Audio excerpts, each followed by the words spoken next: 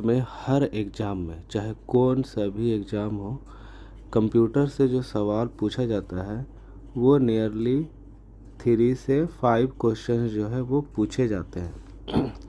ठीक है, तो आज के क्लास में हम कंप्यूटर से रिलेटेड कंप्यूटर का जितना भी सवाल जो है आरआरबी एनटीपीसी ग्रेजुएशन में पूछा जा चुका है वो सारा ही हम इसमें कवर करेंगे with complete and full explanation. ठीक है, कंप्लीट एक्सप्लेनेशन के साथ, जिससे क्या होगा कि सिर्फ हम जो है पीवाईक्यू सॉल्व नहीं करेंगे, उससे हम क्या होगा कि जितना भी बेसिक कंसेप्ट जो है और जो डायनेमिक डिफरेंट जो टॉपिक है वो भी हम कवर उसमें कंप्लीट कर लेंगे, है ना। तो अगर हम पिछले साल का डेटा देखें, ठीक है, तो ग्रेजुएशन में 2025 में टोटल जो क्वेश्चंस पूछा गया था वो लगभग 230 के आसपास में पूछा गया था। इसका मतलब कि हर शिफ्ट में जो क्वेश्चन था वो कितना था, पर शिफ्ट 5 क्वेश्चंस पूछा गया था। 5 क्वेश्चंस मायने रखता है, समझ में आया ना। और अंडर ग्रेजुएट में टोटल जो सवाल पूछा गया था वो 101 क्वेश्चंस पूछा गया था। मतलब कि नियरली जो इसमें पर शिफ्ट क्वेश्चन बन रहा है वो 2 क्वेश्चन बन रहा है। ठीक है, तो अब हम इसमें क्या देख रहे हैं कि जब मेरा पर शिफ्ट जो है वो 5 क्वेश्चन पूछ रहा है, मतलब कि ये कंप्यूटर पार्ट जो है अंडर द जीएस सेक्शन, ठीक है, ये बहुत इम्पॉर्टेंट टॉपिक है। ठीक है, तो हम लोग क्या करेंगे, आज इसको कवर करेंगे। ठीक है, तो शुरू करते हैं without wasting much of the time. तो इसमें क्या बोल रहा है, with reference to the computing what ASCII stand for. ठीक है, इसमें हम लोग एलिमिनेशन मेथड भी देखेंगे कि किस तरीके से, अगर हमको सवाल भी नहीं मालूम है कि आखिर ये कौन सा टॉपिक से पूछ रहा है, क्या पूछ दिया ये। ठीक है, तो अब हम उसमें क्या करेंगे, एलिमिनेशन मेथड लगाएंगे। उससे क्या होगा कि मेरा चांसेस फॉर द करेक्ट जो है वो बढ़ जाएगा। ठीक है, तो अब देखो टोटल जो क्वेश्चन पूछा गया है एनटीपीसी में वो लगभग 230 क्वेश्चन पूछा गया है ना। तो हम लोग ने क्या किया है कि 3 लेक्चर हमने इसका बनाया है, मतलब 3 लेक्चर रिकॉर्ड होगा इसका, जो 80 के आसपास में होगा। ठीक है, और 70 हो जाएगा। ठीक, इस तरीक़े से हम लोग इसको ये वीडियो रिकॉर्ड करेंगे ना। सबसे पहला वीडियो जो है वो 80 क्वेश्चन का है। ठीक है, तो इसमें हम लोग देख रहे हैं कि what does the ASCII stand for. तो आस्की क्या होता है, तो इंफॉर्मेशन एक्सचेंज इंटरचेंज का होता है, American standard code for information interchange. तो इसका आंसर मेरा है 3। ठीक है, with reference to computer system what does the CPU stand for, central processing unit. ठीक है, तो देखो सेंट्रल प्रोसेसिंग, यहाँ पर देखो कंट्रोल है और प्रोसेसिंग यूनिट है, लगभग सेम है। ठीक है, तो मेरा आंसर हो जाएगा सेंट्रल प्रोसेसिंग यूनिट। दूसरा, which of the following components is are not part of the CPU. कौन सा कंपोनेंट जो है वो सीपीयू का पार्ट नहीं है, तो graphics card is not a part of the CPU. Central processing unit का जो है ग्राफिक्स पार्ट नहीं है।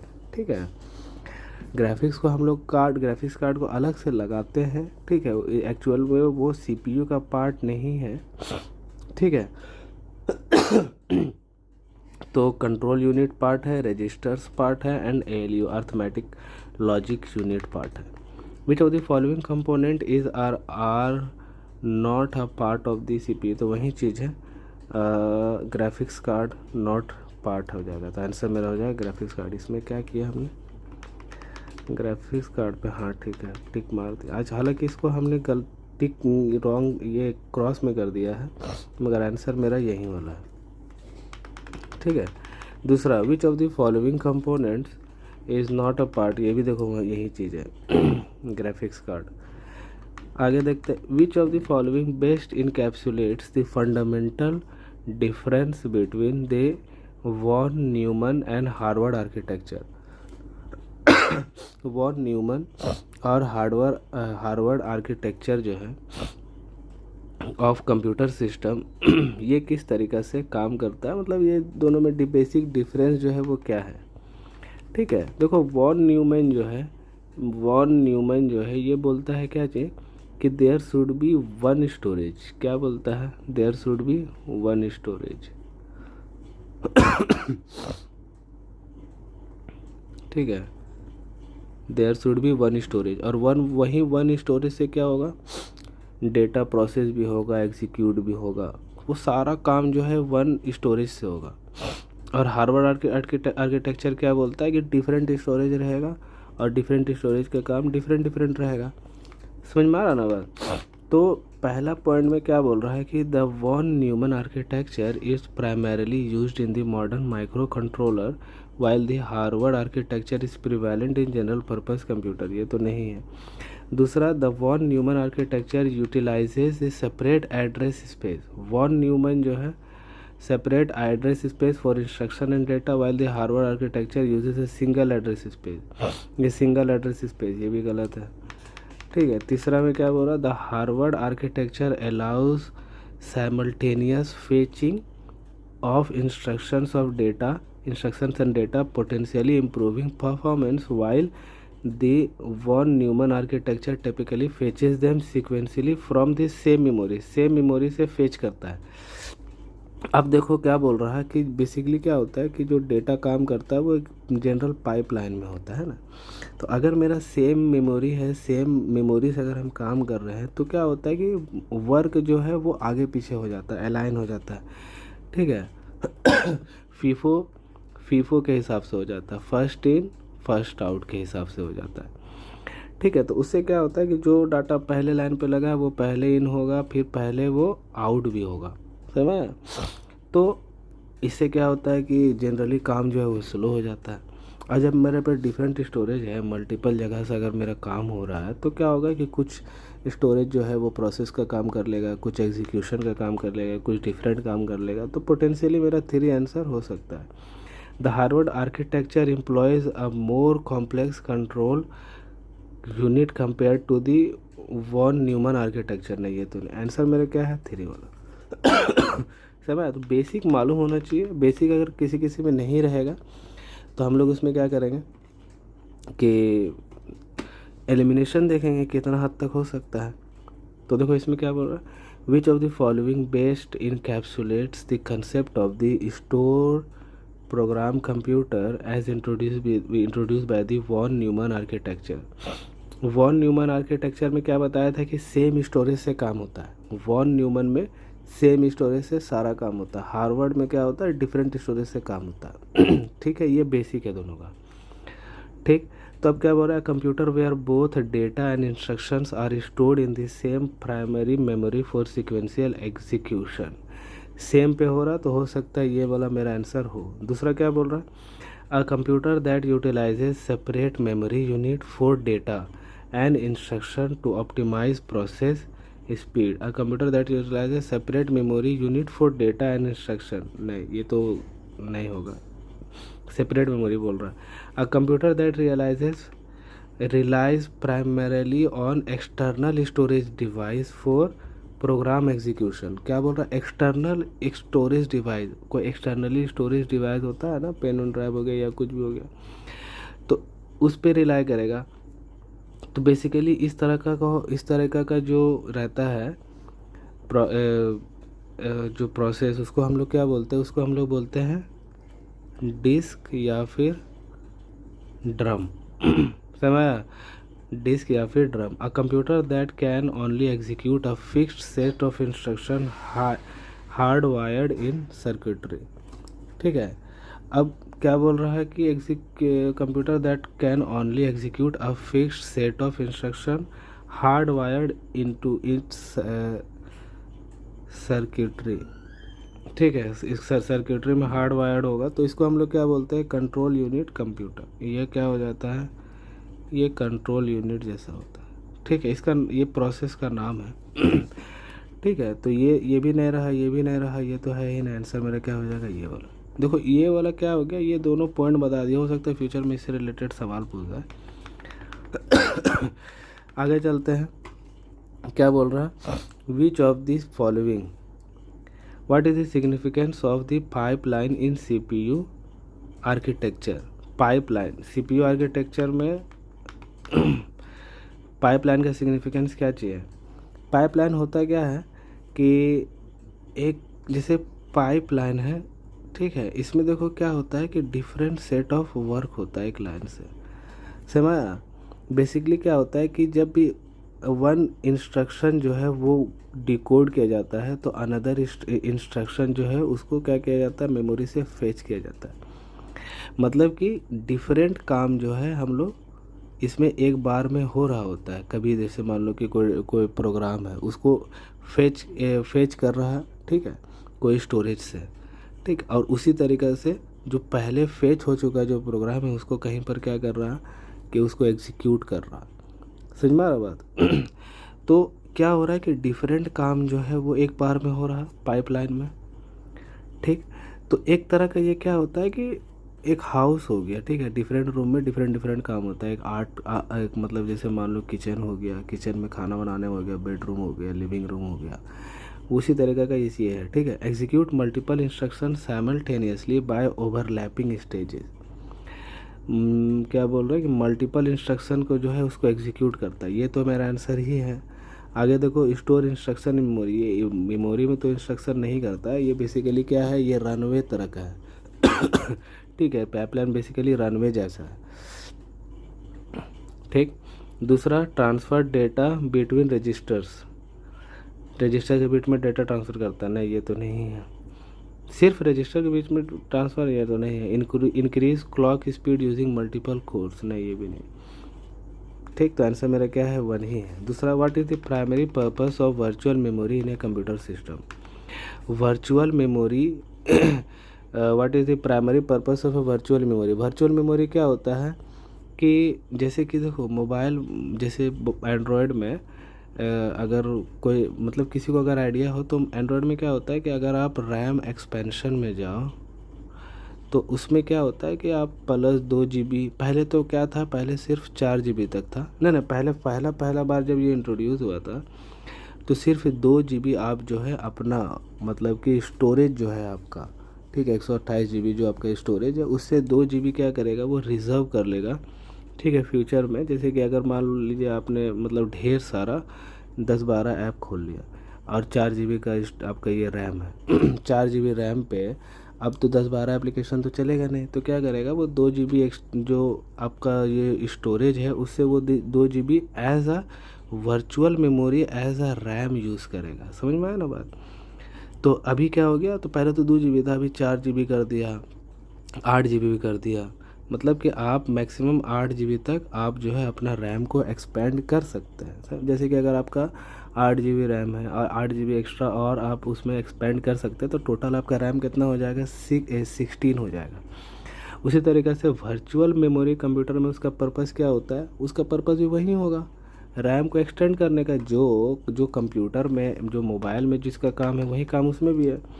To extend cache memory for storage, cache memory के लिए थोड़ी होगा। दूसरा, to provide backup for the data का बैकअप के लिए भी नहीं है। To extend RAM capacity by using disk space, यही आंसर क्या है, रैम का कैपेसिटी को एक्सटेंड करता है by using disk space. To increase physical storage capacity, physical storage capacity को इंक्रीज करता है, ये भी नहीं है। फिजिकल स्टोरेज से ही तो हम डेटा को रिजर्व कर रहे हैं, किसके लिए, रैम एक्सपेंशन के लिए। तो फिजिकल स्टोरेज कैसे बढ़ाएगा, बढ़ा ही नहीं सकता है। What is the primary function of the CPU। आवाज़ में मेरा थोड़ा प्रॉब्लम लग रहा होगा, ठीक है, थोड़ा मेरा प्रॉब्लम हो गया, इन्फेक्शन हो गया मेरा गला में, जिसकी वजह से कभी कभी आवाज़ मेरा कम हो जा रहा है। Sorry for that.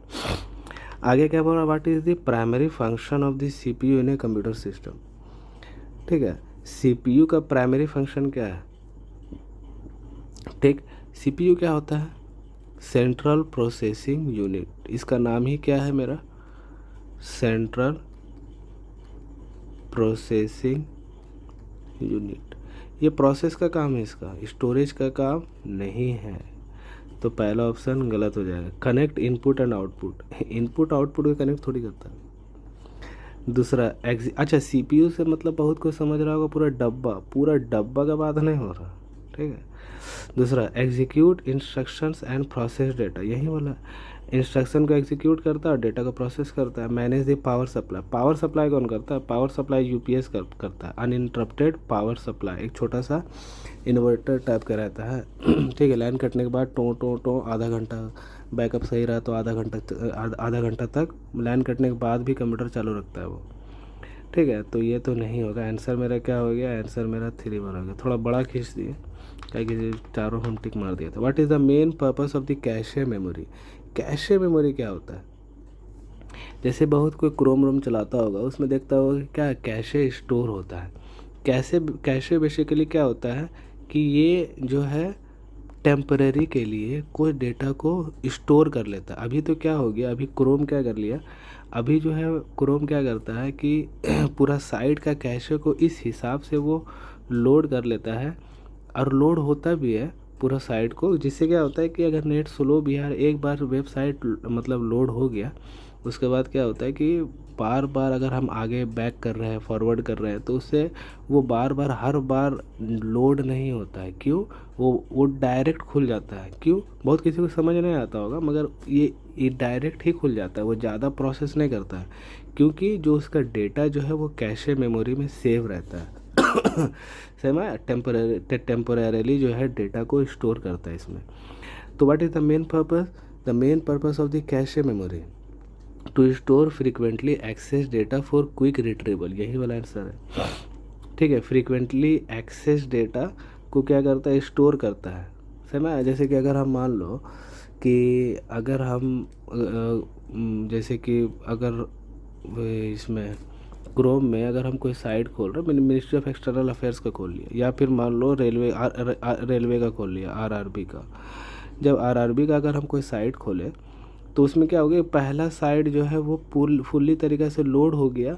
ठीक है, तो अगर आप देखना गौर से, साइट के बगल में एक ये बना हुआ रहता है ताला टाइप का, ताला पे अगर क्लिक करोगे तो वहाँ पर आपको कैशे स्टोरेज दिखाएगा। कैशे स्टोरेज में क्या होता है कि वो साइट का पूरा डेटा को, जो प्री डिफाइंड डेटा जो रहता है उसको वो स्टोर करके रहता है, जिसकी वजह से क्या होता है कि जब आप उसको कंटिन्यू चलाओगे तो हर बार वो उसको लोड नहीं करेगा, लोड सिर्फ एक ही बार करेगा, हर बार नहीं करेगा। जिससे क्या होता है कि जो ब्राउजिंग एक्सपीरियंस है वो स्मूथ हो जाता है, इंक्रीज़ हो जाता है, अच्छा हो जाता है। ठीक है, to serve as a virtual memory, ये तो नहीं है। To provide backup for their RAM, ये भी नहीं है। To permanently store user, permanently तो स्टोर करता है नहीं, टेम्पोरेली स्टोर करता है। दूसरा, आगे चलता है। In the architecture of the CPU which statement accurately distinguishes the function of the arithmetic logic unit from that of the control unit. ठीक है, अब अर्थमेटिक देखो, सीपीयू का क्या देखे थे हम लोग आगे, क्या था? एक अर्थमेटिक लॉजिक यूनिट, एक कंट्रोल यूनिट था, फिर रजिस्टर था। ठीक है, तो ये तीनों का अलग अलग काम है। तो अर्थमेटिक लॉजिक यूनिट जो है वो क्या करता है कि डेटा को अर्थमेटिकली जो कैलकुलेशंस रहता है, लॉजिकल फंक्शंस या कुछ भी रहता है, उसको वो हैंडल करता है। और कंट्रोल यूनिट का क्या होता है कि जैसे कि कोई भी फ्लो हो गया, मूवमेंट हो गया, ठीक है, कैलकुलेशन के अलावा जो ट्रांजिशन होता है कंप्यूटर में, उसको मैनेज कौन करता है? वो कंट्रोल यूनिट करता है। तो control unit executes arithmetic operation, गलत। ALU handles calculations and logic functions. ठीक है, CU manages instruction flow and coordination, answer मेरा 2 है। CU interact directly with the peripheral device, गलत। ALU decode instructions while CU handle data storage, data task, गलत। ठीक है, काफ़ी हद तक ये वाला हो सकता था। ठीक है, काहे कि ये इंस्ट्रक्शन को डिकोड कर रहा है, एक तरह से क्या कर रहा है, लॉजिक जो फंक्शंस है वो अपने लॉजिकल फंक्शंस को ये कर रहा, वर्क कर रहा। ठीक है, मगर दूसरा पार्ट में क्या हो गया, गलत हो गया। ठीक है, सीयू तो डेटा स्टोरेज का काम ही नहीं करता है। आगे चलते हैं, क्या बोल रहा है? Which option correctly explain the fundamental difference between input and output devices in a computer. Input क्या होता है? इनपुट वो होता है कि इनपुट जो डेटा लेता है, ठीक है, टू गेट, ठीक है, और क्या होता है? आउटपुट टू गिव, जो डेटा प्रोड्यूस करता है। इनपुट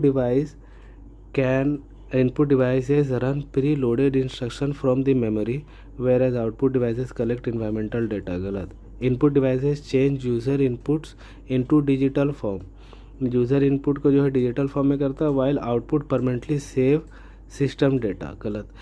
एक हिसाब से पहला वाला लाइन हो सकता था, ठीक है। Input devices change user input जो आया, जैसे हम माइक में कुछ बोले, ठीक है, या फिर हम टाइप किए, समझ आया, जैसे हम कुछ टाइप किए, क्या टाइप किए, जैसे मान लो ए टाइप किए, तो वो ए तो नहीं लिखा, ठीक है, तो आस्की में ए का जो वैल्यू होता है वो मेरा 65 होता है। कितना होता है? 65 होता है। तो वो तो डिजिटली स्टोर दूसरा चीज़ किया, तो पहला लाइन हो सकता था, मगर आउटपुट डिवाइसेस डेटा को सेव करता है, ये तो गलत बात है, ठीक है। Input devices enables user to send data into the system, ये भी सही, ये सही है। While output devices communicate process information back to the user, सही बात है। वो क्या करता है? प्रोसेस इन्फॉर्मेशन को जो है बैक टू द यूज़र को प्रोसेस करता है, ठीक है। तो आंसर मेरा 3 वाला है। 4 वाला input device directly interact with the CPU while output, ये तो गलत है। ठीक है। 14 नंबर, इसमें देखो क्या बोल रहा है कि which of the following statement is true regarding ASCII, LAN and CD। ASCII क्या है? ठीक है, American standard code for information interchange, ठीक है, इंफॉर्मेशन इंटरचेंज के लिए। लैन क्या है? लैन है मेरा लोकल एरिया नेटवर्क, ठीक। CD क्या है? कॉम्पैक्ट डिस्क, ठीक है। अब हमको ये तीनों में बताना है कैसे है। LAN refers to the wide area network, गलत। वो लैन क्या है? Local area network. लैन क्या है? लोकल एरिया नेटवर्क, तो ये गलत हो गया। आस्की रिप्रेजेंट्स कैरेक्टर्स, ठीक है, using numeric codes in binary, ये तो सही है, ठीक है, ये वाला सही है। ASCII is use for formatting disk in the LAN network, गलत बात। आस्की का लैन से लोकल एरिया नेटवर्क से कोई रिश्ता नाता नहीं। CD इज़ ए री राइटेबल मैग्नेटिक स्टोरेज। CD जो है री राइटेबल नहीं है, ठीक है, इसको एक ही बार हम लोग लिख सकते हैं, बाद में उसको हम इरेज नहीं कर सकते। हालांकि इसका कुछ एक्सेप्शन है, जैसे एक आता है मेरा ब्लू रे डिस्क। ब्लू रे डिस्क में हम क्या कर सकते हैं? री राइटेबल कर सकते हैं, पेन ड्राइव के जैसा, उसमें डेटा को हम राइट कर सकते हैं, फिर उसको हम इरेज भी कर सकते हैं, समझ। उसका एक प्रोसेस रहता है, ठीक है। एक पर्टिकुलर प्रोसेस रहता है, उससे हम डेटा को रिमूव कर सकते हैं, दोबारा से हम फिर से उसमें डेटा डाल सकते हैं, फिर रिमूव कर सकते हैं CD में। मगर जनरली जो CD में हम रीराइटेबल मतलब रीराइट नहीं कर सकते, ठीक है। तो जनरल के हिसाब से ये वाला तो गलत हो गया, ये गलत हो गया, ठीक है। तो आंसर मेरा तो हालांकि ये मालूम ही चल गया कि ये मेरा आंसर है।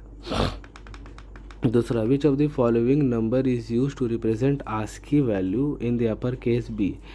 अपर केस B का क्या हो जाएगा? 66 है, ठीक है, अभी बताया ना। A का क्या होता है? 65, तो B का क्या हो जाएगा? 66।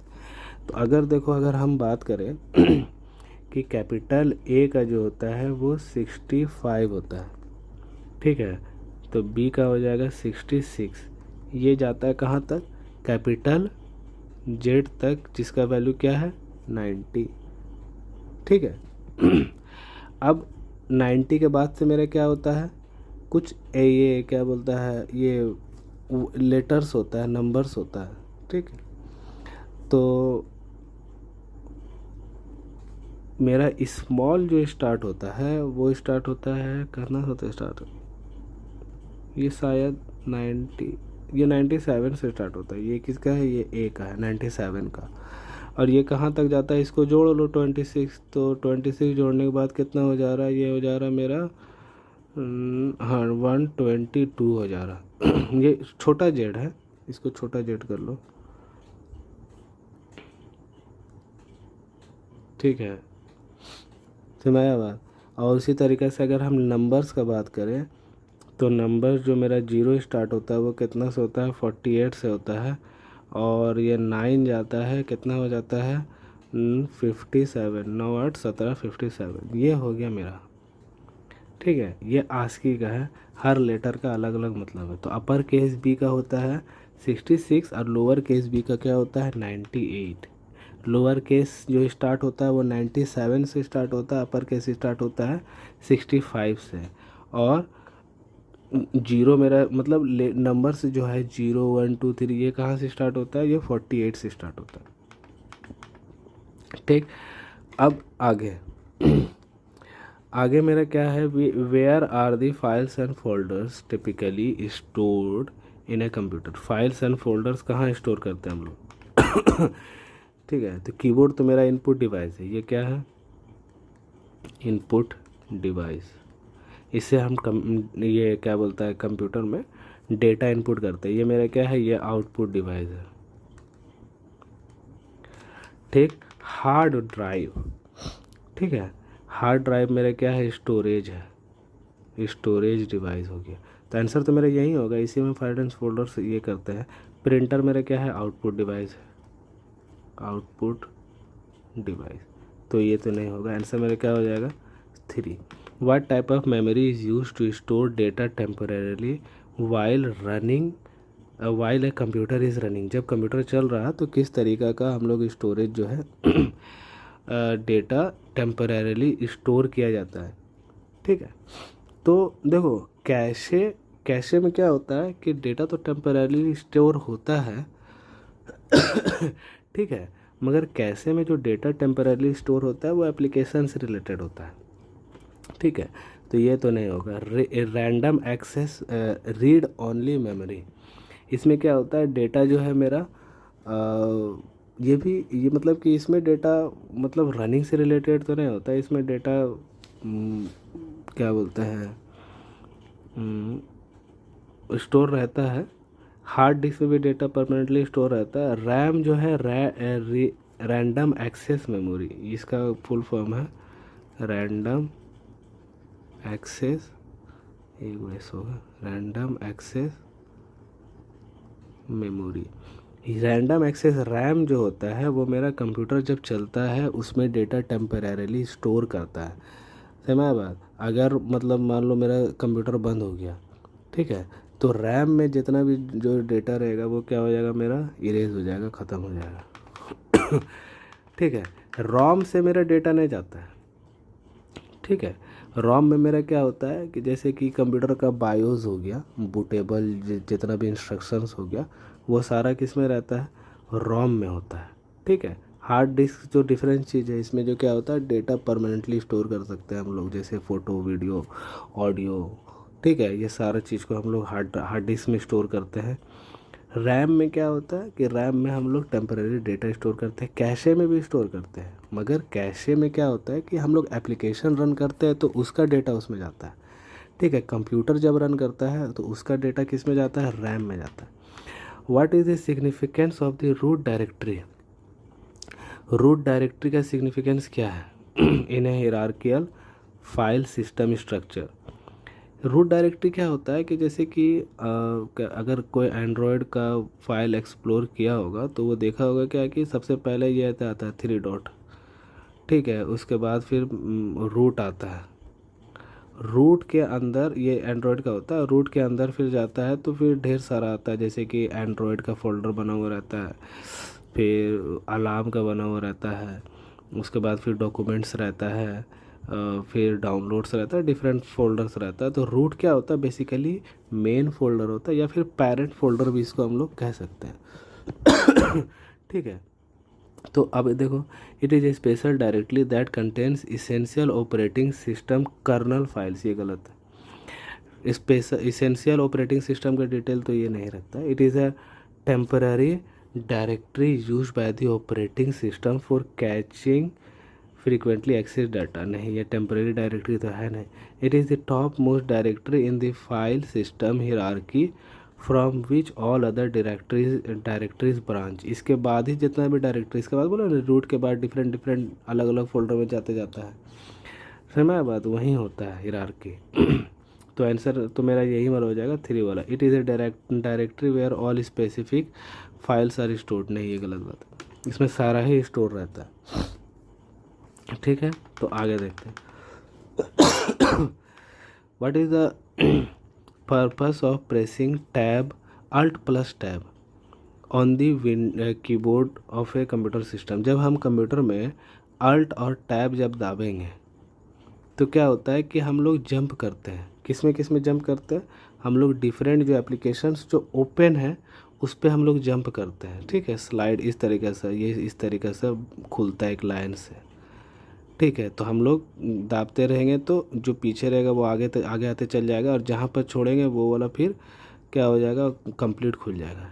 मगर शर्त क्या है कि सारा ही एक लाइन में होना चाहिए। तो एक तो तुम्हारा अल्ट प्लस टैब है, दूसरा एक और है, वो क्या है, वो है विंडो वाला जो आइकन रहता है, जो इस तरीक़े से बटन बना हुआ रहता है। विंडो प्लस टैब को भी अगर हम लोग दाबते हैं तो उसमें भी क्या होता है कि मेरा क्या बोलते हैं, जो ओपन एप्लीकेशंस रहता है उस पर हम लोग नेविगेट कर सकते हैं। ठीक है, तो इसका आंसर देखते हैं, मिनिमाइजेज ऑल विंडोज़। नहीं, अगर ऑल विंडोज़ को मिनिमाइज़ करना है तो हम लोग क्या दाबेंगे, विंडो प्लस डी बटन दाबेंगे तो वो सारा ही क्या होगा, मिनिमाइज़ हो जाएगा। जितना भी एप्लीकेशन खुला हुआ है सब मिनिमाइज़ हो जाएगा।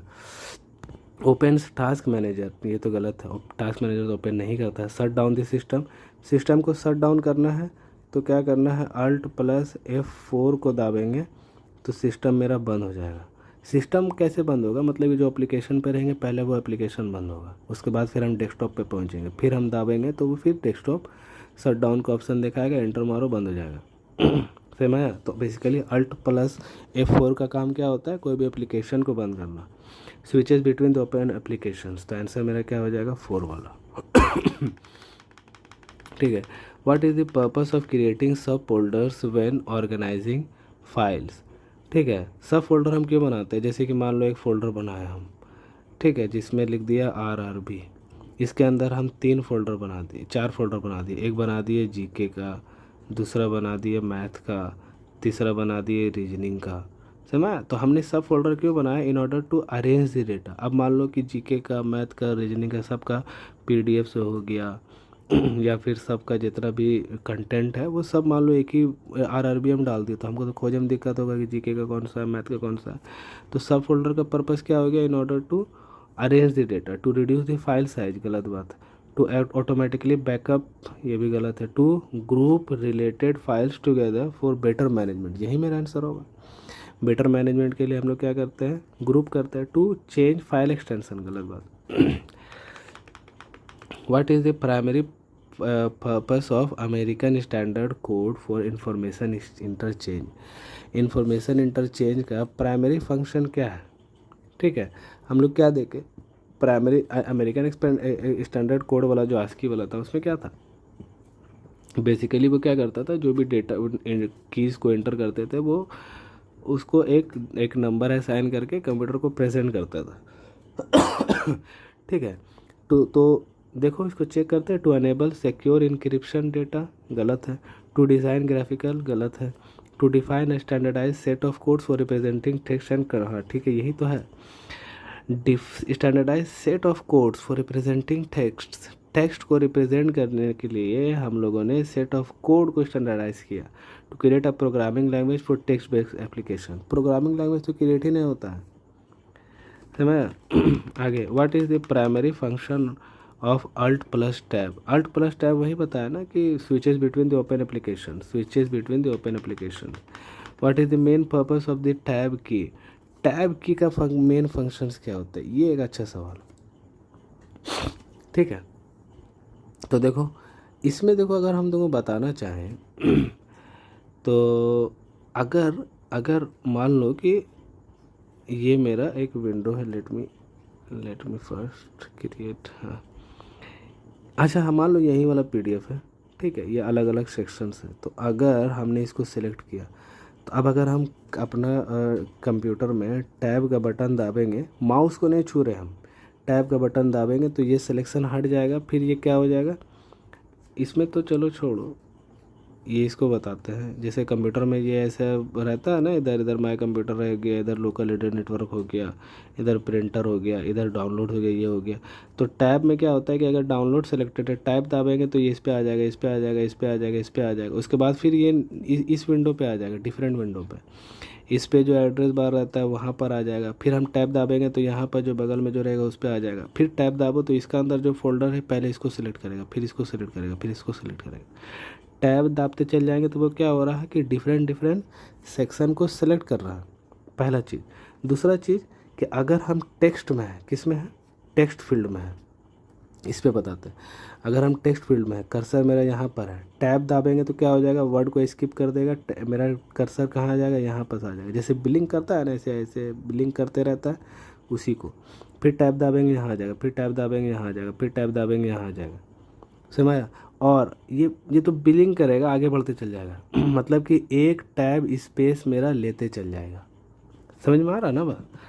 तो अब देखो क्या हो रहा कि इसका आंसर अगर देखेंगे तो क्या होगा, to insert a forward slide, गलत बात। To close the active application, गलत बात। एक्टिव एप्लीकेशन को क्लोज करने का क्या है shortcut, alt plus F4। To shift the cursor to the next field और अ टैब पोजीशन, यही वाला आंसर होगा। टू रिमूव द टेक्स्ट के लिए क्या करना होगा, बैक स्पेस दाबना होगा, ठीक, या फिर डिलीट बटन दाबना होगा। ठीक है, बैक स्पेस क्या होगा कि पीछे वाला को डिलीट करते चल जाएगा, डिलीट मतलब रिमूव करते चल जाएगा। डिलीट बटन किसको रिमूव करते चल जाएगा, आगे वाला टेक्स्ट को रिमूव करते चल जाएगा। ठीक है what is the fundamental difference between cool boot and the warm boot. Boot मतलब क्या होता है, बूट मतलब होता है जब मेरा कंप्यूटर या फिर मोबाइल या कोई एप्लीकेशन को जब हम बंद करते हैं, बंद करने के बाद जब वो चालू होता है, वो उसी को हम लोग बोलते हैं बूटिंग प्रोसेस। ठीक है, तो अच्छा हाँ, बूट का जो जितना भी डेटा जो स्टोर रहता है, जो फर्मवेयर है, वही किस में स्टोर रहता है, वही रोम में रहता है। ठीक है, यही बात है, रोम में रहता है। और चालू होने के बाद जब मेरा सिस्टम चलता है तो वो किस पे चलता है, वो रैम पे चलता है।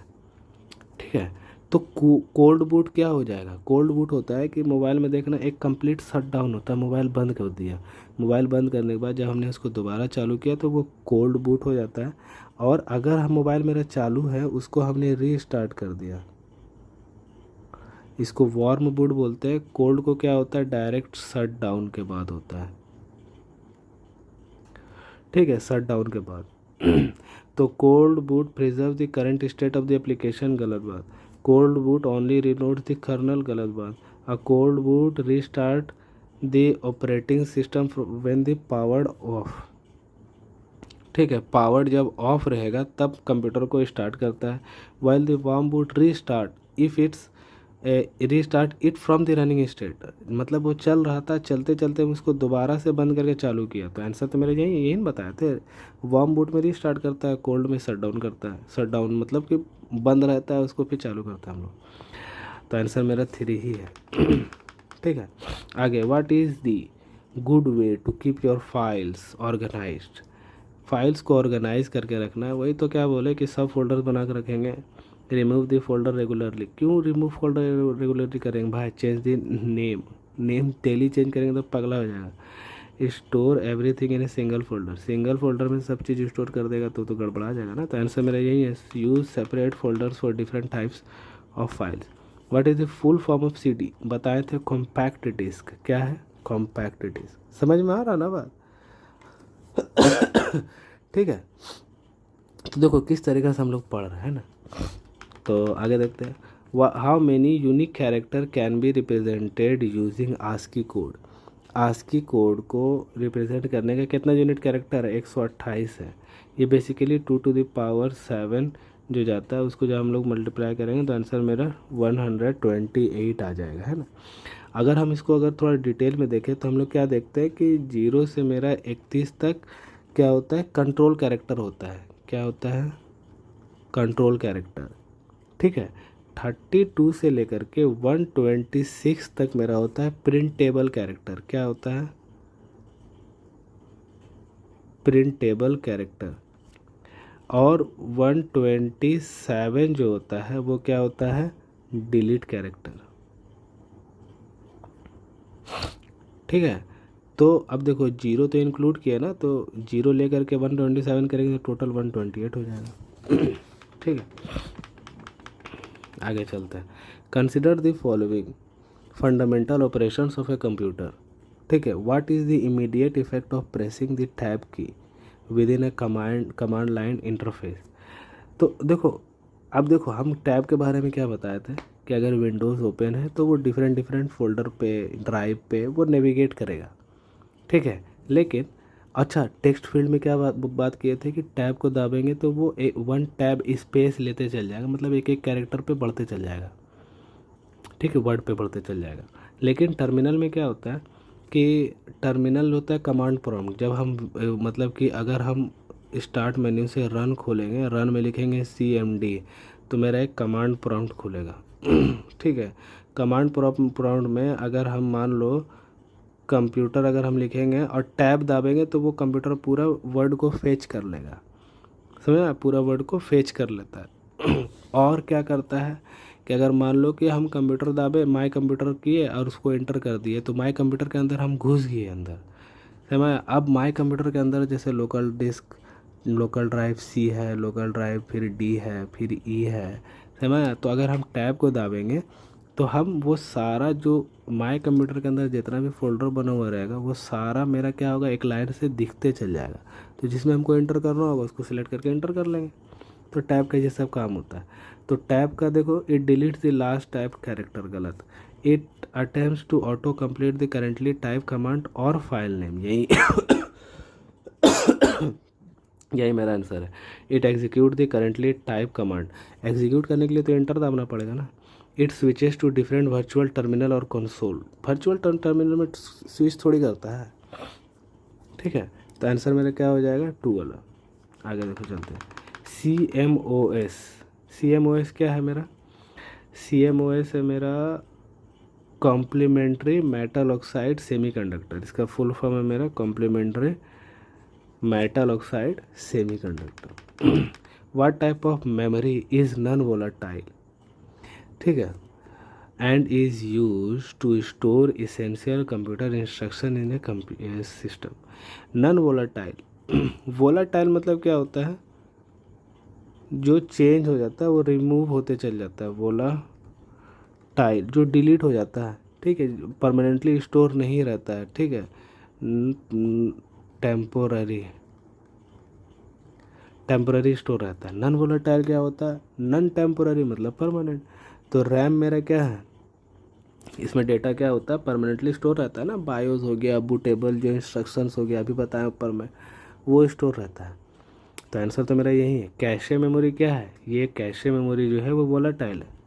ठीक है, उसमें डेटा टेम्परेरी स्टोर रहता है। रैम डेटा टेम्परेरी स्टोर रहता है। इसमें रजिस्टर्स ये registers are the part of, is a part of the control CPU, central processing unit. ठीक है, आगे। Which of the following statement does not describe the primary difference between the SRAM and DRAM in terms of their internal structure and performance character। SRAM क्या हो जाता है, SRAM होता है मेरा स्टैटिक, ठीक है, और DRAM क्या होता है, डायनेमिक। S मतलब होता है static, static, static RAM, random access memory, और D मतलब होता है डायनेमिक। ठीक है, डायनेमिक रैंडम एक्सेस मेमोरी। तो स्टैटिक बेसिकली क्या होता है कि स्टैटिक रैम में मेरा सिर्फ ट्रांजिस्टर, जो रैम बना हुआ होता है उसमें सिर्फ ट्रांजिस्टर रहता है, 4 से 6 ट्रांजिस्टर रहता है। ट्रांजिस्टर होता है। डायनेमिक में क्या होता है, एक ट्रांजिस्टर होता है। थोड़ा सा लिखने में थोड़ा दिक्कत हो रहा है, ठीक है। तो एक ट्रांजिस्टर होता है प्लस 1 कैपेसिटर होता है। कैपेसिटर का काम क्या होता है, जैसे पंखा में कैपेसिटर लगा हुआ रहता है, फिजिक्स का है। पंखा में अगर मान लो कैपेसिटर लगा हुआ है तो लाइन कटने के बाद देखता है पंखा तुरंत बंद नहीं होता है, वो धीरे धीरे बंद होता है। कैपेसिटर में क्या होता है कि करंट स्टोर हो जाता है, ठीक है, और उससे क्या होता है कि वो धीरे धीरे धीरे धीरे करंट उससे फिर लूज होते चल जाता है, फिर डायरेक्ट बंद नहीं होता, तो जिससे क्या होता है अप्लायंस ख़राब होने से बचता है। ठीक है, तो जब डायनेमिक में एक कैपेसिटर रहेगा मतलब कि एन, उससे क्या होगा, चार्जेस लीक करेगा ना। हाँ, तो जब लीक करेगा तो अब जब लीक करेगा तो कुछ तो डेटा वो लूज़ होगा। रैंडम एक्सेस मेमोरी में डेटा क्या करता है, वो तो स्टोर करता है ना। तो जब डेटा लूज़ होगा इसका मतलब क्या होगा, उसको हर बार रिफ़्रेश करना पड़ेगा। जब हम उसको हर बार रिफ़्रेश करेंगे तभी तो डेटा फिर से रिलोड होगा, फिर रिफ़्रेश करेंगे फिर से रिलोड होगा। स्टैटिक में सिर्फ स्टैटिक में सिर्फ ट्रांजिस्टर है, ठीक है, सिर्फ ट्रांजिस्टर है। इसका मतलब कि उसमें से कोई भी डेटा लीक नहीं हो रहा, ठीक है। इतना डेटा, इतना बात को क्लियर होने के बाद अब हम लोग देखते हैं इसका सॉल्यूशन कौन सा सही हो सकता है। Which of the does not describe the primary difference, कौन सा प्राइमरी डिफरेंस डिस्क्राइब नहीं करता है। देखो, S RAM is faster and more expensive making it suitable for main system memory, while D RAM is slower and cheaper making it ideal for the cache memory. ये तो गलत बात है, ठीक है। दूसरा, S RAM is much faster, ठीक है, it has a simple design and does not need to refresh data. हाँ, ये तो यही तो पता है कि ये डेटा को रिफ्रेश नहीं करता है, ठीक है। While D RAM is slower due to need of periodic refreshes. जब कैपेसिटर है डेटा लीक कर रहा तो उससे क्या होता है कि उसको बार बार रिफ्रेश करना पड़ता। तो ये मेरा सही है, गलत नहीं है, हमको गलत वाला टिक मारना है। एस रैम यूजेज मोर ट्रांजिस्टर टिपिकली 6 पर सेल, 4 से 6 लिखे हैं वहाँ पर, while which makes it less dense D RAM has uses just 1 transistor and 1 capacitor per cell making it more compact. ये भी सही है। तीसरा, S RAM uses more transistors per bit to store data providing faster access time compare to D RAM. ये भी सही है, मतलब कि आंसर मेरा जो है वो कौन सा है, ये 1 वाला है, मतलब 1 वाला मेरा गलत है, 2, 3, 4 मेरा सही है। समझ में बात, एस रैम डी रैम क्या होता है, ठीक।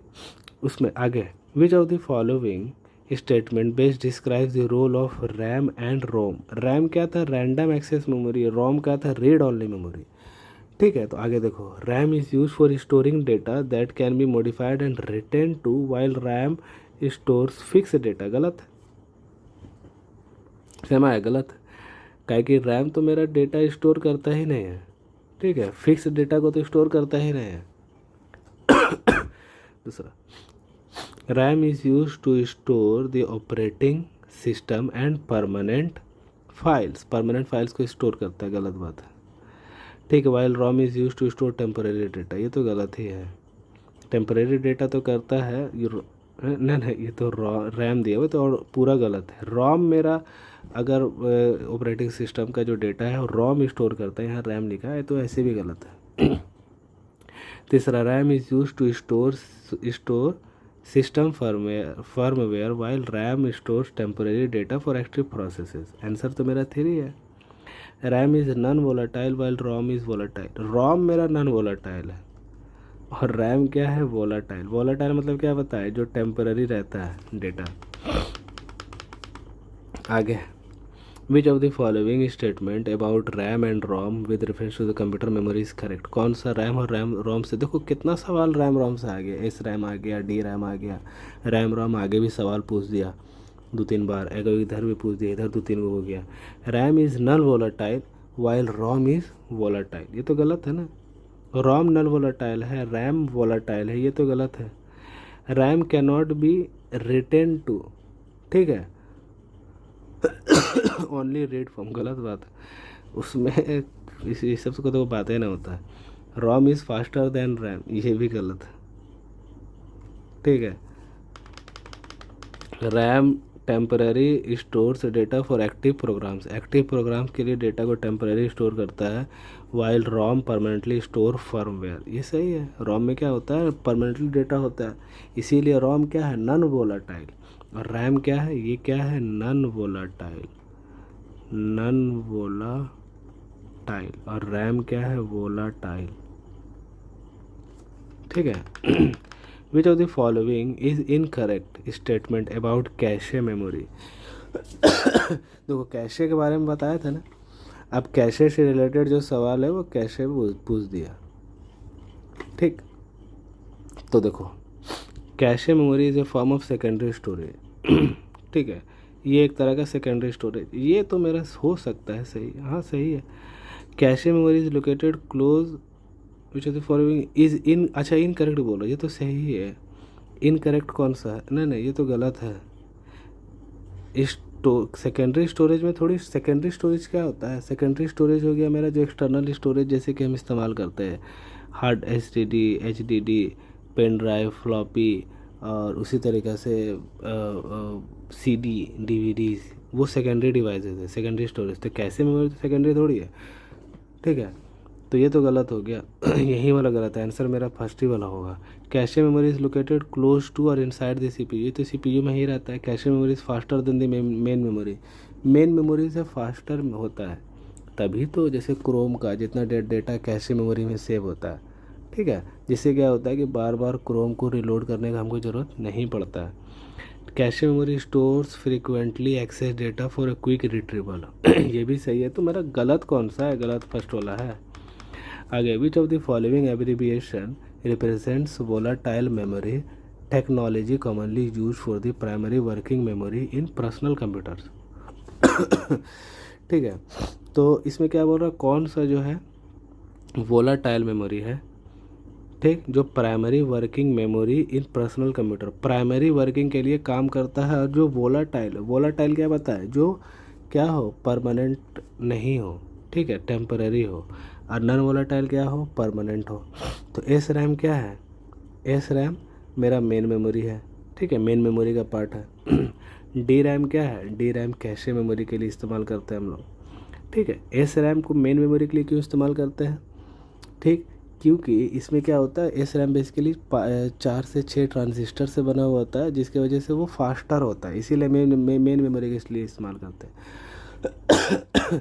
डी रैम क्या होता है, डी रैम में जो बनता है मेरा 1 ट्रांजिस्टर और 1 कैपेसिटर से बनता है, जिसके वजह से उसको हम लोग कैशे में इस्तेमाल करते हैं। और कैशे में देखा होगा जैसे कंप्यूटर में, जैसे कि क्रोम हम चला रहे हैं, क्रोम को अगर छोड़ दो 2-3 घंटा, या फिर 1-2 दिन एक पर्टिकुलर साइट पे विजिट मत करो, टैब खोल करके छोड़ दो, जब दोबारा खोलना तो देखना वो रिलोड लेता है। क्यों लेता है, क्योंकि वो डी रैम में स्टोर, वो डेटा उसका किस में स्टोर है, डी रैम में। डी रैम का खासियत क्या है कि वो कैपेसिटर से बनता है, जिससे उसका जो डेटा है, जो स्टोरेज है या फिर एनर्जी है, जो कोई भी है, वो रिलीज़ होता है। रिलीज़ होने के कारण क्या होता है कि उसको रिलोड, बार बार रिफ्रेश का ज़रूरत पड़ता है। तो ये तो मेरा क्या हो जाएगा, ये कैशे मेमोरी। और ये क्या है, वोलाटाइल है, ये भी वोलाटाइल है, ये भी मेरा वोलाटाइल है, ये भी वोलाटाइल है, ठीक है। मगर प्राइमरी वर्किंग के लिए तो मेरा डी रैम इस्तेमाल होता है, एस रैम तो मेरा मेन वर्किंग के लिए इस्तेमाल होता है। तो आंसर मेरा क्या है, डी रैम है। ठीक है। NVMe क्या है, NVMe है नॉन वोलाटाइल मेमोरी एक्सप्रेस, ठीक है।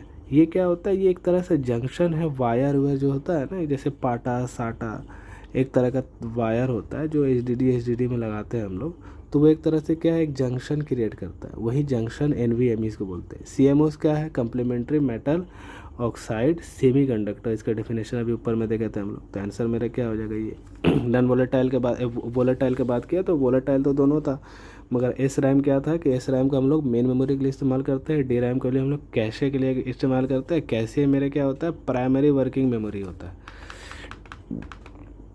ठीक है, sorry for that. In the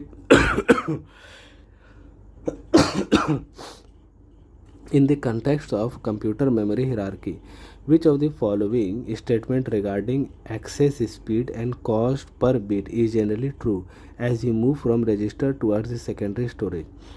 जब हम रजिस्टर से सेकेंडरी स्टोरेज में जाते हैं, ये क्या होगी, ये इंटरनल स्टोरेज होगी, ये सेकेंडरी हो गया, जो एक्सटर्नल स्टोरेज जो हम लोग ऐड करते हैं। जब हम इसमें ट्रांसफ़र करते हैं तो हम क्या देखते हैं कि स्पीड तो मेरा डिक्रीज होता ही है, दाम भी डिक्रीज होता है। जितना मेरा जो चिप मदरबोर्ड का जो चिप सेट हो गया, ठीक है, वो सब का जितना रैम का जितना दाम होता है, उससे सस्ता में तो हमको एक्सटर्नल डिवाइस मिल जाता है। 200-300 में 400 में तो हमको पेन ड्राइव मिल जाएगा। तो बेसिकली क्या हुआ कि सेकेंडरी डिवाइस का दाम भी कम हुआ और स्टोरेज भी तो स्पीड भी तो कम हुआ। तो देखो, access speed decreases and cost per bit decreases, per bit cost भी डिक्रीज करता है। तो आंसर तो मेरा फर्स्ट ही वाला है, बाकी सब तो मेरा गलत है, देखना भी नहीं है, कट्टी इसी लोग से। 39 क्या बोला, इन द कंटेक्स्ट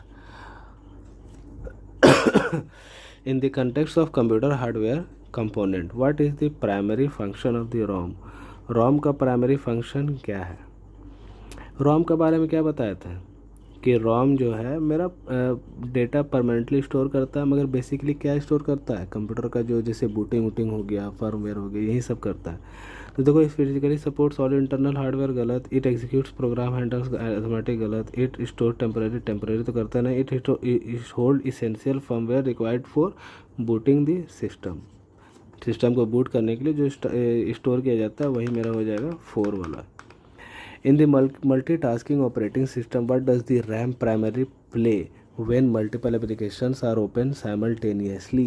RAM कैसा काम करता है जब हम मल्टीपल एप्लीकेशंस को ओपन करते हैं? वो बेसिकली क्या करता है, एक्टिव प्रोग्राम को, ये रैम क्या करता है, रैम का काम क्या होता है कि ढेर सारा एप्लीकेशन चालू हुआ तो उसके लिए स्टोरेज प्रोवाइड करता है, उसका डेटा को स्टोर करता है ताकि बार वो स्मूथ चले। एप्लीकेशन मान लो हम खोले, उसका डेटा स्टोर नहीं हुआ तो फिर हम जब उसको मिनिमाइज़ करेंगे तो वो बंद हो जाएगा, समझ ना, बंद हो जाएगा, स्मूथनेस ख़त्म हो जाएगा। तो it queues printing task before, printing की तो बातें नहीं हो रहा, it temporarily hold active programs data and instruction to enable fast switching between tasks, यही तो सही है। इट एक्स एज परमानेंट गलत, परमानेंट तो होता है नहीं, प्रोसेस यूज़र इनपुट कमांड, ये भी गलत। तो देखो रैम से कितना सवाल पूछ दिया तुम्हारा, रैम एक इम्पॉर्टेंट टॉपिक है और अभी तक हम लोग जितना भी सवाल बनाए हम लोगों ने लगभग रैम का जो कंसेप्ट है वो लगभग हम लोगों ने समझ लिया है। देखो, which component of window OS allows user to modify settings such as display resolution, sound preference and user accounts, ये सब सेटिंग को चेंज करने के लिए कहाँ से जाना पड़ेगा ये हमको कंट्रोल पैनल से चेंज करना पड़ेगा। टास्क मैनेजर, कंट्रोल, ये सब तो नहीं होगा। आंसर मेरा कंट्रोल पैनल है। In the modern CPU, what technique is used to execute multiple instructions simultaneously? ठीक है, कौन सा टेक्निक मल्टीपल इंस्ट्रक्शन को साइमल्टेनियसली, क्लॉक सिंक्रोनाइजेशन ये नहीं है, सीरियल प्रोसेसिंग, पाइपलाइनिंग है, सीक्वेंशियल एग्जीक्यूशन ये भी नहीं है, पाइपलाइनिंग में बताया था ना कि एक इस तरीके से रहता है, एक ही पाइप में तुम्हारा डेटा भी एग्जीक्यूट हो रहा, फेच भी हो रहा, रिट्रीव हो रहा, सारा कुछ हो रहा, समझ बात, तो पाइपलाइनिंग ही है। आगे, विच character of the CPU determines how many instruction it can process पर सेकेंड, ये तो क्लॉक स्पीड है, यही फ्रीक्वेंसी हो गया, समझ, कितना फ्रीक्वेंसी है मतलब कितना क्लॉक स्पीड पे वो डेटा को प्रोसेस कर रहा है, यही फ्रीक्वेंसी है। ठीक है, आगे, विच character CPU determine how many instruction, देखो कितना सवाल पूछ दिया, clock speed. What does PCB क्या होता है मेरा, PCB होता है पावर सर्किट बोर्ड। PCB क्या होता है, पावर सर्किट बोर्ड नहीं, पावर नहीं होता है, प्रिंटेड होता है, प्रिंटेड सर्किट बोर्ड। PCB होता है मेरा प्रिंटेड सर्किट बोर्ड। ठीक है, थोड़ा थोड़ा हो जाता है कभी कभी। What does PCB stand, PCB तो यही हो गया, प्रिंटेड सर्किट बोर्ड। ठीक है, आगे, which of the following method is the easiest way to sort files by name, file को सॉर्ट करना है, हम लोग क्या करते हैं, देखो यही होगा, राइट क्लिक करते हैं, उसमें आता है, स्टार्टिंग में ही आ जाता है, मतलब सॉर्ट बाय टाइटल हो गया, नेम हो गया, डेट क्रिएटेड हो गया, डेट हो गया, क्रिएटेड हो गया। ठीक है, ascending order, descending order, alphabetical order में तो यही हो जाएगा। Which of the following is the most effective method for organizing files and folders in a computer operating system, ये तो वही चीज़ हो गया यार। Which of the following is most effective method for organizing files and folders? Creating logical folder structure that reflects the content using clear and distinctive name, यही तो है। Renaming folder frequently, ये तो वही सवाल है जो पहले ना पूछा था। ठीक है, naming files and folder random to avoid confusion, with random character, तो कैरेक्टर अगर भूल जाएगा तो फिर भूल जाएगा कि storing all files and folders in one directly, तो गलत है, यही तो है।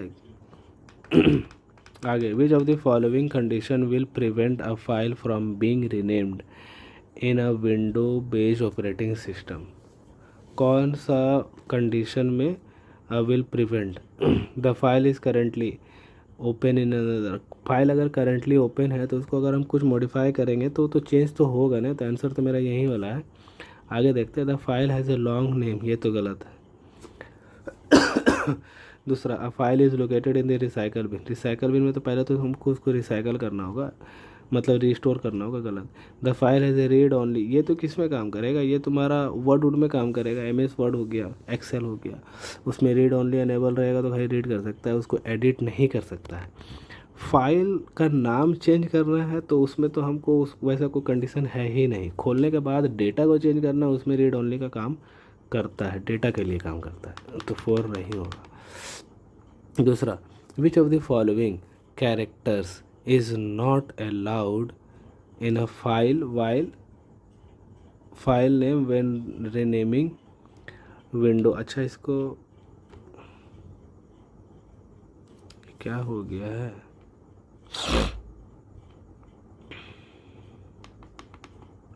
इसका क्वेश्चन अच्छा लगता है गड़बड़ा गया है एक सवाल। तो देखो इसमें क्या बोल रहा है, कौन सा कैरेक्टर अलाउड नहीं है।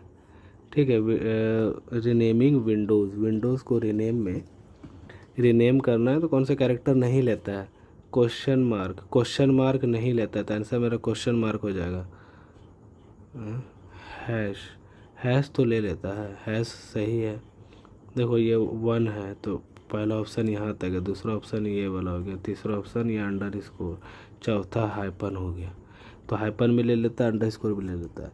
तो अगर हम लोग देखें कि कौन कौन सा कैरेक्टर अलाउड नहीं है, नॉट अलाउड कैरेक्टर्स, अलाउड,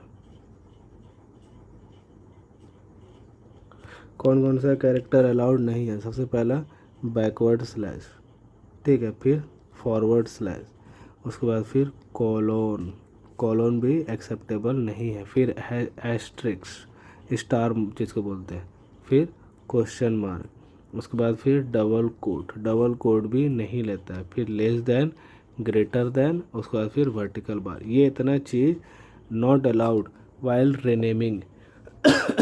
ठीक है, यानी फाइल, कोई भी फाइल को अगर रीनेम करेंगे तो ये फाइल एक्सेप्टेबल नहीं है। इसके अलावा जितना भी है सारा क्या है, एक्सेप्टेबल है।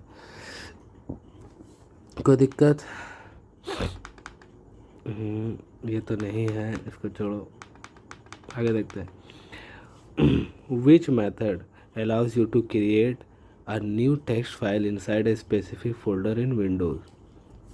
न्यू टेक्स्ट फाइल क्रिएट करना है तो open folder, right click, new text document. जैसे कि अगर हम लोग राइट क्लिक करेंगे तो यहाँ पर ढेर सारा आता है, पहला आता है, फिर रिफ्रेश आता है, फिर प्रॉपर्टीज़ कुछ आता है, लास्ट में प्रॉपर्टीज़ रहता है, यहाँ पर रहता है न्यू समथिंग कुछ रहता है, न्यू ऑप्शंस।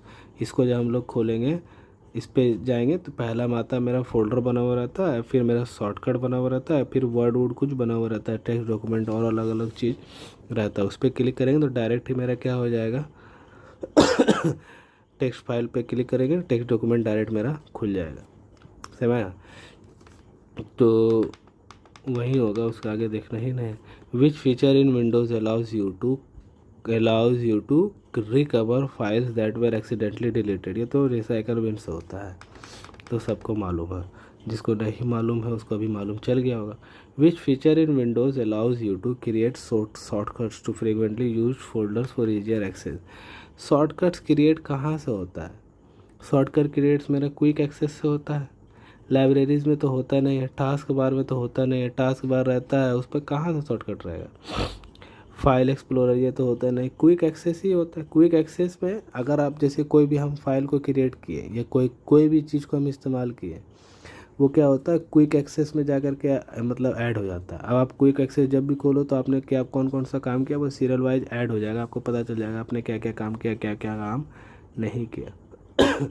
आगे, which desktop element in Windows allows you to restore deleted file. ये तो रिसाइकल बिन है, ठीक है। What is the primary function of using directive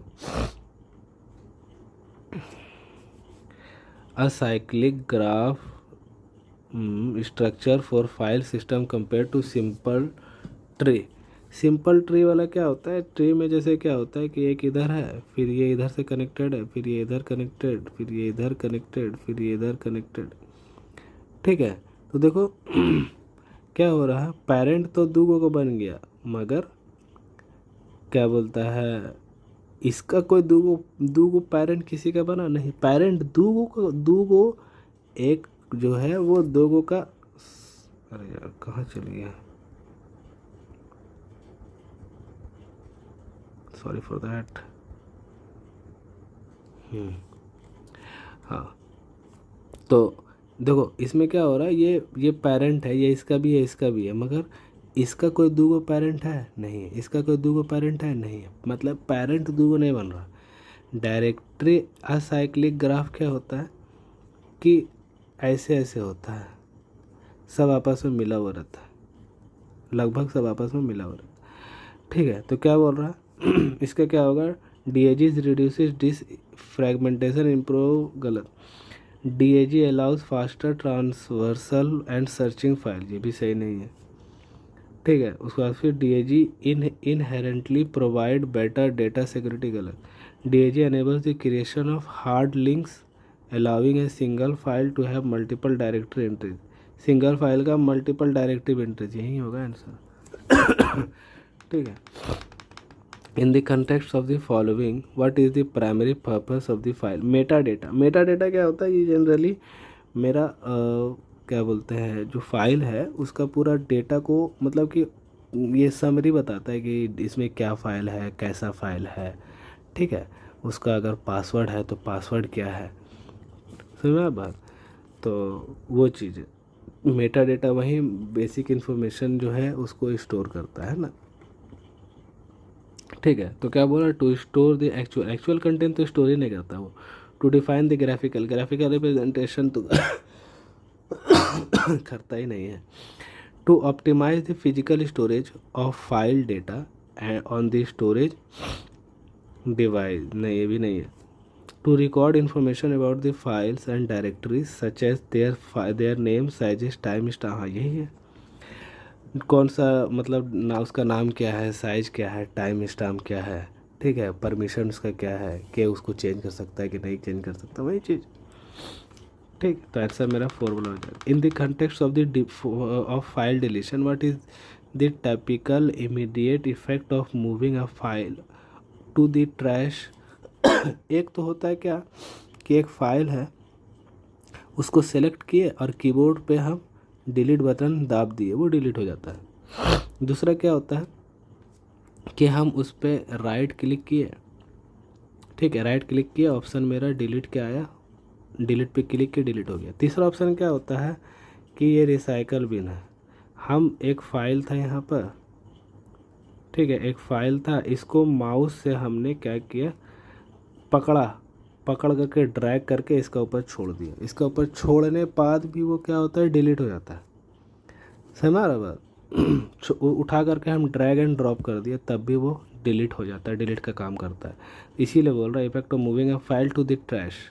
ठीक है, तो क्या बोल रहा है, the file is move to the special directory and its directory entry is updated but the data remains in the storage device.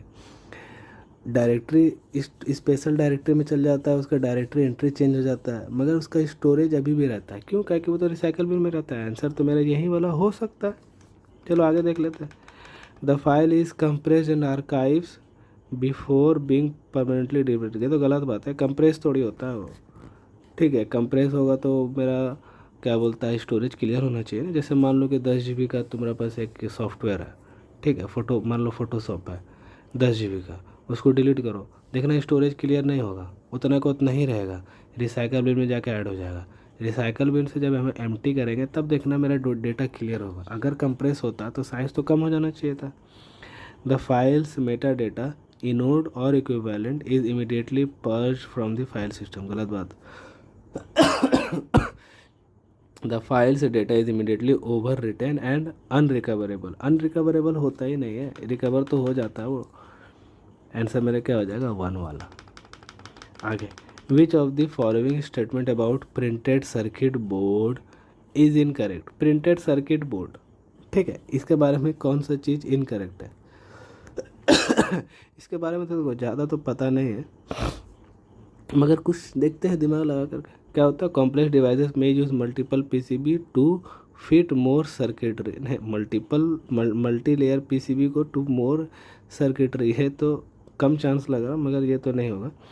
PCB serves only, देखो समझो बात को क्या बोल रहा हूँ हम, क्या बोल रहे हैं इसमें से कौन सा इनकरेक्ट है, ठीक है। तो ये तो सही गलत तो नहीं हो सकता है, क्यों?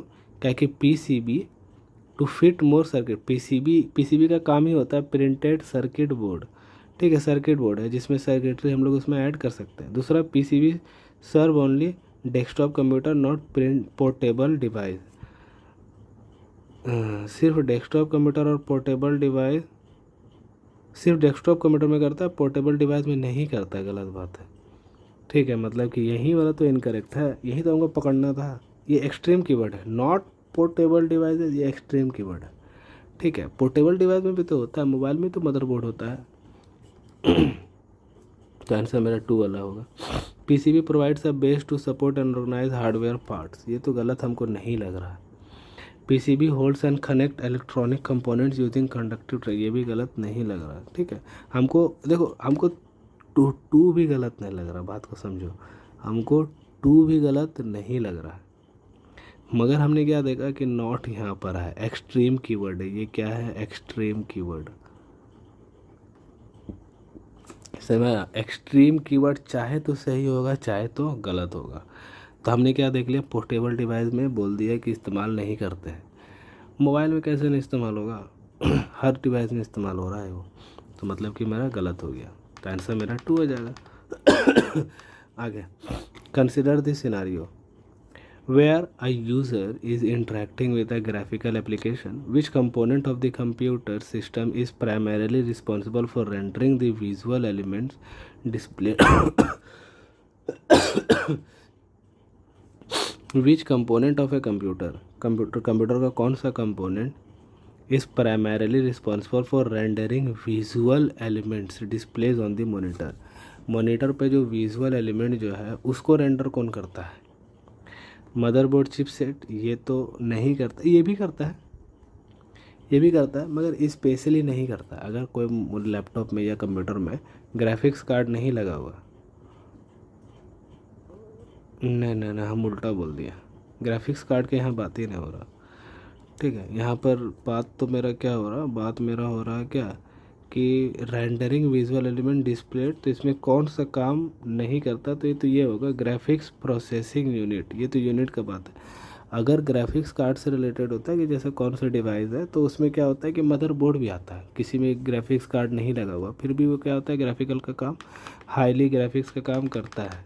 गेम उम खेलना हो गया, या फिर जैसे मान लो कि वीडियो एडिटिंग हो गया बड़ा बड़ा, या फ़ोटो एडिटिंग हो गया, ग्राफिक्स डिज़ाइनिंग का कोई काम हो गया, ठीक है, तो उसमें फंसता है। आगे चलते हैं। Consider a scenario where a user interacts with a touch sensitive display.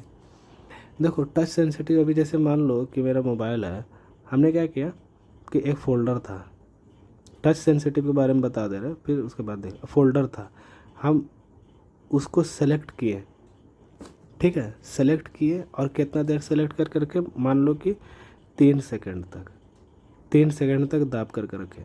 तो जब हम उसको दाबे, या फिर मान लो एक ही बार दाबे, हल्का सा दाबे, तो हम दाबे, तो जब हम टच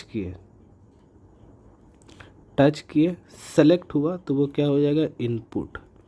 लेकिन जब वो दिखा दिया कि ये सेलेक्टेड है, इसका कलर चेंज हो गया, तो ये क्या दिखा दिया, आउटपुट। मतलब कि एक बार हम टच किए तो इनपुट और आउटपुट दोनों हो गया।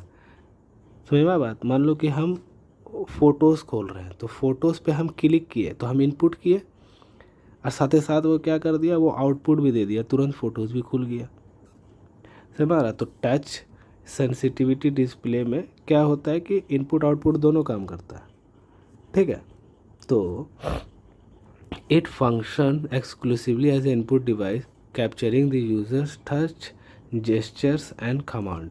नहीं, ये तो गलत बात है। सिर्फ एक्सक्लूसिवली इनपुट, ये भी तो एक्सट्रीम कीवर्ड है, तो गलत हो गया। चाहे एक्सट्रीम कीवर्ड चाहे सही होगा चाहे गलत होगा, ठीक है, तो मतलब हमने क्या देख लिया कि ये तो गलत है। दूसरा, it act solely as a output device, सिर्फ आउटपुट डिवाइस के लिए काम करता है, ये गलत बात है। It serve both as a input and output, detecting touch input and an output device, displaying information and visual response, यही तो मेरा आंसर है। दूसरा, its primary role is data तो स्टोर करता ही नहीं हो। आगे, consider the computer system with a multi core processor, what is the primary advantage of having multiple core compared to a single core processor with the same clock speed when executing multiple independent tasks simultaneously? ठीक है, तो देखो क्या बोल रहा है कि multiple core रहेगा, कोर बढ़ेगा तो क्या होगा कि मेरा स्पीड भी बढ़ेगा, ठीक है, इम्प्रूवमेंट बढ़ेगा। सिस्टम मोबाइल लेता देखता है, पहले कितना आता था, पहले 4 कोर का आता था, 2 4 का आता, डुअल कोर आता था, फिर 4 हो गया, 6 हो गया, अभी कितना, अभी 8 कोर चल रहा है। अगर हम गलत ना है तो अभी 8 कोर चल रहा है, ठीक है। तो अब कोर जैसे जैसे बढ़ता है तो मेरा परफॉर्मेंस बढ़ता है। तो देखो कोर का काम क्या है, it increase capacity for system's main memory, गलत बात। It improve ability to handle and execute multiple separate process concurrently. ये वाला मेरा आंसर हो सकता है। Enhance speed for executing a single heavily threaded application, single के लिए करेगा क्या, नहीं ये तो गलत है। Reduce power consumption for overall system, ये तो गलत, पावर से तो कोई बातें ना हो रहा। कोर का बढ़ेगा तो पावर भी तो ज़्यादा लेगा, तो आंसर मेरा 2 हो जाएगा, ठीक है। आगे चलते हैं। Which of the following is an example of input device, input device का एग्जाम्पल कौन सा है, कीबोर्ड मेरा इनपुट डिवाइस का है, ये क्या है, ये मेरा आउटपुट है। स्पीकर क्या है, मेरा आउटपुट है। प्रिंटर क्या है, आउटपुट है। ये क्या है, इनपुट डिवाइस है। Which of the following input device primarily translate physical real world movement into digital signal that can be interpreted by a computer system for a task such as navigation object। अच्छा, ओहो, ये क्या बोल रहा है, object manipulation, मतलब कि real world में हम के मतलब जैसे कि ना होता है ट्रांसफ़र, क्या बोलता है, नेविगेट कर रहा है ना, नेविगेशन एंड ऑब्जेक्ट मैनिपुलेशन, ये तो डायरेक्ट हम माउस से ही करते हैं। कीबोर्ड से तो हम क्या करते हैं, कीबोर्ड से हम लोग डेटा को इनपुट करते हैं, ये इनपुट डिवाइस है। ये भी क्या है मेरा, ये मेरा इनपुट है, स्कैनर मेरा इनपुट है। आंसर मेरा यही होगा, नेविगेशन के लिए mouse. Which of the following devices can function as both input and output, ये तो टच स्क्रीन अभी बताया। Which of the following accurately explain why touch screens can be considered both as input and output device. Touch screen input और output के लिए क्यों consider किया है, it allows user to interact with visual data and send touch signal to the computer. Visual data और touch signals to the computer, input output तो दोनों हो रहा है ना। Interact with the visual data, visual जो देख रहा है उसके साथ इंटरेक्ट कर रहा है, साथ ही साथ सिग्नल भी भेज रहा है कंप्यूटर को। It process user data internally and send it to the memory, गलत। इट स्टोर प्रोग्राम स्टोर तो करते हैं नहीं। It only displays images but response voice command, तो गलत है।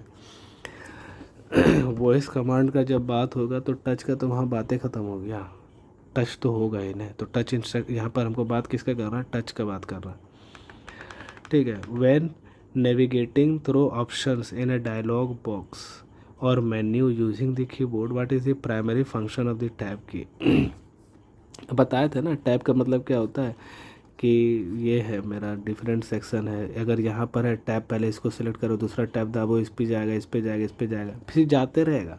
अगर हमको इसको खोलना है तो इंटर करेंगे, खुल जाएगा वो, मगर वो क्या करेगा, सिर्फ सेलेक्ट करते चल जाएगा, खोलते नहीं चल जाएगा, ठीक है। तो क्या बोल रहा है, टैब का क्या फंक्शन है, to move the focus to the next available option or the control, यही है मेरा, फोकस को चेंज करता है ये। क्या बोले, खोलता नहीं है वो, सिर्फ फोकस चेंज करते चलता है। इंटर करते हैं, सेलेक्ट हो जाएगा, खुल जाएगा। To select the currently highlighted, select करने के लिए थोड़ी काम होता है वो, सिलेक्ट थोड़ी करता है, वो फोकस करता है। To go back to the previous option, or the previous option थोड़ी, प्रीवियस के लिए जाना होगा, बैक स्पेस दाबना होगा, या फिर हमको बैक जाना होगा। To close the current dialog box, current को क्लोज करने के लिए F4 दाबना होगा, alt ALT alt plus F4 clear है। In the modern motherboards which component is directly connected to CPU to facilitate high communication। CPU से motherboard और CPU connected to CPU, ये तो नॉर्थ ब्रिज होगा। प्रिंटेड सर्किट बोर्ड ये तो नहीं हो सकता है, GPU भी नहीं, रोम भी नहीं, नॉर्थ ब्रिज है। आंसर तो नॉर्थ ही ब्रिज है, उसमें ज़्यादा कुछ उतना नहीं करना। Which of the following shortcut key can be use to quickly open presentation in power menu. Power menu में हमको प्रेजेंटेशन ओपन करना है तो इसका क्या हो जाएगा, प्रेजेंटेशन ओपन करना है तो इसका तो कंट्रोल ओपन है, शिफ्ट ओपन ये तो नहीं है। ठीक है, एक दो को शॉर्टकट लिखा देते हैं, जैसे कंट्रोल प्लस अगर हम N दाबेंगे तो ये क्या हो जाएगा, न्यू प्रेजेंटेशन खुल जाएगा। ठीक, कंट्रोल प्लस O तो मेरा यहाँ पर है, ये है। ठीक है, और मतलब कि प्रेजेंटेशन कहीं स्टोरेज में सेव है फोल्डर वोल्डर में, कंट्रोल O दाबेंगे तो मेरा क्या हो जाएगा, एक्सप्लोरर खुल जाएगा। उसमें जा कर के हम जो फाइल है उसको सिलेक्ट करके ओपन करेंगे तो खुल जाएगा। ठीक है, उसके बाद फिर कंट्रोल प्लस S दाबेंगे तो ये क्या कर देगा, सेव कर देगा।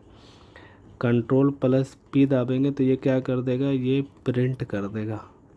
ठीक है, और कंट्रोल प्लस O दाबेंगे तो क्या कर देगा, वो क्लोज़ कर देगा। ध्यान रखना, कंट्रोल O पे क्लोज़ होता है। Which of the following keyboard shortcut is use to insert a new slide. देखो समझो कंट्रोल प्लस N का क्या काम है, न्यू PPT खोलेगा। ये हमको क्या बोल रहा है, न्यू स्लाइड चाहिए, तो ये तो मेरा आंसर नहीं होगा। कंट्रोल प्लस D क्या करता है, डुप्लीकेट करता है। ठीक है, कंट्रोल प्लस K क्या करता है कंट्रोल प्लस K ये हाइपर लिंक बनाता है। ठीक है, ये हाइपर लिंक बनाता है। कंट्रोल प्लस M मेरा आंसर है कि न्यू स्लाइड को वो ऐड करता है। Which of the following key combination is use to paste. Paste करने के लिए क्या है, कंट्रोल प्लस V से मेरा क्या हो जाएगा, पेस्ट हो जाएगा। तो सबको मालूम है, जिसको नहीं मालूम उसका भी मालूम चल गया। Which of the following key combinations is primarily use to access the file menu in most legacy and standard menu. मतलब which following key combination primarily use to access file menu. File menu पे को access करना है ना। तो देखो alt plus insert ये तो नहीं होगा, हमको फाइल मेन्यू को एक्सेस करना है तो कंट्रोल प्लस F से क्या होता है, बेसिकली फाइंड करते हैं हम लोग। तो फाइल मेन्यू मेरा क्या हो जाएगा, खुल जाएगा। तो ये भी नहीं, ये भी नहीं, आंसर मेरा 3 वाला हो जाएगा। अब देखो आगे क्या बोल रहा है, which of the following is the main purpose of using control plus S। Control plus S से तो हमको मालूम ही चल गया ये सेव होता है। While working MS PowerPoint में सेव करना है, to save the current, save ही तो करना होगा। क्लोज करने के लिए क्या करना है, कंट्रोल प्लस O। ठीक है, to start a new slide from the beginning, new slide करना है एकदम बिगिनिंग से, तो कंट्रोल प्लस N करना होगा। न्यू ये slide show, new slide from the beginning, control plus N। New slide को ऐड करना है तो वो क्या हो जाएगा, कंट्रोल प्लस M। ठीक है, अच्छे। विच of the following is keyboard shortcut. ये सेव करने के लिए देखो कितना पूछ दिया यार। कंट्रोल प्लस S का टैब S नहीं होगा। कंट्रोल A के क्या करता है, ये हाइपर लिंक बनाता है। Which of the following is the function.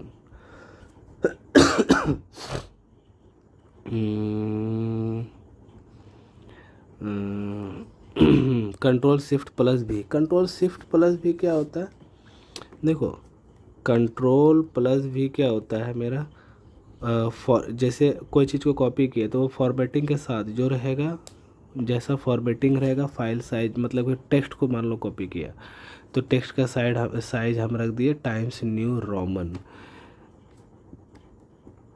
ठीक है, टाइम्स न्यू रोमन, इसको हम बोल्ड कैरेक्टर कर दिए, साइज हम कर दिए 32 पिक्सल। जब हम इसको कॉपी करेंगे तो ये सेम टू सेम कॉपी हो जाएगा। टाइम्स न्यू रोमन के साथ, बोल्ड के साथ, 32 पिक्सल के साथ। मगर कंट्रोल शिफ्ट प्लस अगर भी करेंगे, इससे क्या होगा कि जो उसका फॉर्मेटिंग है वो फॉर्मेटिंग नहीं लेगा। वो समझ में आया? मतलब कि वो कैसा पेस्ट होगा, नॉर्मल। स्टार्टिंग जब हम कोई वर्ड डॉक्यूमेंट स्टार्ट करते हैं तो वो क्या होता है, तहोमा या फिर कुछ और कोई रहता है, हमको नाम याद नहीं आ रहा, वो रहता है। और स्टैंडर्ड साइज़ क्या होता है, 24 पिक्सल कुछ रहता है ना, तो वो उसी पे चल जाएगा। समझा? बोल्ड वोल्ड सब हट जाएगा, मतलब नॉर्मल पेस्ट होगा without any formatting. Which of the following actions is performed when Control plus V shortcut is used in the mode? Control plus V क्या करता है, पेस्ट करता है। कोई भी चीज़ को कॉपी किया या फिर कट किया, उसको पेस्ट करने के लिए काम आता है। Which keyboard shortcut permanently deletes a file without sending it to the recycle bin? Shift delete करेंगे तो वो डायरेक्टली डिलीट कर देगा परमानेंटली, विदाउट वो क्या करेगा, रिसाइकल बिन में जाएगा भी नहीं। अभी हमको जैसे डिलीट करेंगे तो वो रिसाइकल बिन में जाएगा, अगर हम शिफ्ट डिलीट करेंगे तो वो रिसाइकल बिन में नहीं जाएगा। Which keyboard shortcut open file explorer in window 11 OS? Window 11 OS में फाइल एक्सप्लोरर, ये विंडोज़ की प्लस ई दाबेंगे, ठीक है।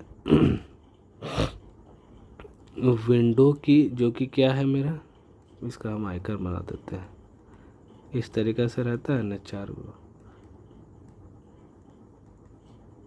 ठीक है। इसको हम लोग विंडो की बोलते हैं। विंडो प्लस ई करेंगे तो विंडो एक्सप्लोरर खुल जाएगा। विंडो प्लस अगर हम लोग डी करेंगे तो वो फुल्ली मिनिमाइज हो जाएगा, पूरा जितना भी चीज़ खुला हुआ रहेगा सारा मिनिमाइज हो जाएगा। विंडो प्लस आर दबाएंगे तो मेरा रन कमांड खुल जाएगा। ठीक है। अल्ट टैब से क्या होता है, switching between the open applications, open applications की में स्विच करता है बीच में, ठीक। आगे, which keyboard shortcut is typically use to paste copy? ये तो कॉपी पेस्ट करने के लिए कंट्रोल प्लस भी है, सेव करने के लिए कंट्रोल एस है, ठीक है। कंट्रोल एफ से क्या होता है, फॉर्मेटिंग होता है। फॉर्मेटिंग भी होता है, फाइंड भी होता है। Which function key can be use with alt to close the current application? Current application को क्लोज क्या बताए थे, alt plus F4, alt plus F4, ठीक है बात। तो आगे आगे क्या है, आज के थैंक यू लिखा हुआ है, तो चलो ठीक है, आज के लिए इतना ही। सो ये सेशन फ्रूटफुल हुआ होगा, ठीक है। ऐसा नहीं कि कुछ समझ में नहीं आया होगा, फ्रूटफुल हुआ होगा, इसको आप देखिए, ठीक है।